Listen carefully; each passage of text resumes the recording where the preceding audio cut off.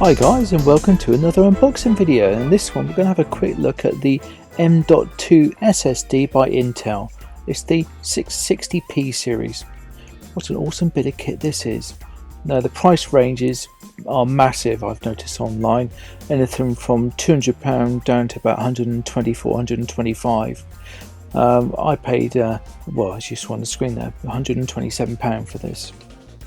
As I unbox this, whilst being careful not to bleed everywhere with the cutting ability of my knife and the lack of ability of myself using said knife, I will tell you a little bit about this chip. Well, the little bit of information I do know about it. However, at the time of making this, I have actually put it in the gaming PC and it is absolutely fantastic. Talk about loading times, it's brilliant.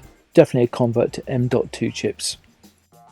I went with the Intel variant of these chips mainly because of its price point. There's nothing on the market that performs as well at the same sort of price. Also, it's got a lot of good reviews. It's not the absolute fastest, but it's certainly not the slowest either. It's a very good performer, and for what you're paying for it, it's very, very good value. This product comes with a whopping 5-year warranty. So got 5-year trouble free as far as I'm concerned. Very happy with that. I will add a link to this item below. The instructional booklet is clearly laid out, and as we take a look at the chip, it's pretty nondescript. Looks like the old-fashioned sort of RAM modules we used to have back in the 80s and 90s. This is, however, 1TB of pure gold, whereas if you thought this was a RAM module back in the 80s, you'll probably be thinking, my goodness me, this is 4MB RAM stick here. Gives you a chance to see how things have moved on. Now this goes into one of the two M.2 slots on this motherboard, this AOS Pro Wi-Fi one I've got here. When dealing with any of these components, as you've probably noticed in shot, I'm wearing an anti-static band. It's just as a precaution. No regrets, hey?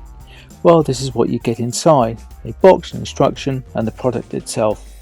And then it's ready to go. Pretty simple really, and it really is quite simple. So simple in fact that I'm willing to show you how to pop it in.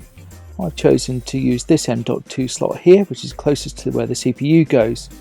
You undo the cover and then you place the chip in it, and it goes in at about a 30-degree angle. You then replace the heatsink shield, make sure the sticker's off that. That just slots in loosely at the top there, and as you lower it down on top of the M.2 chip, you start pressing it down. It's not going to snap, although it feels that it will do. It most certainly won't. You then grab your screw and you just tighten it into place. It's literally as simple as that. My goodness me, no wires, no nothing. You just slot and screw back in. How awesome. Would I recommend this product? Yep, absolutely. We've used it tons and it works flawlessly. Not disappointed at all. The only thing I'm looking out for now is the 2TB version at a good price. And it's just a case of waiting. I suggest you guys have a try at this one too. You won't be disappointed. It's good value for money and it works really, really well.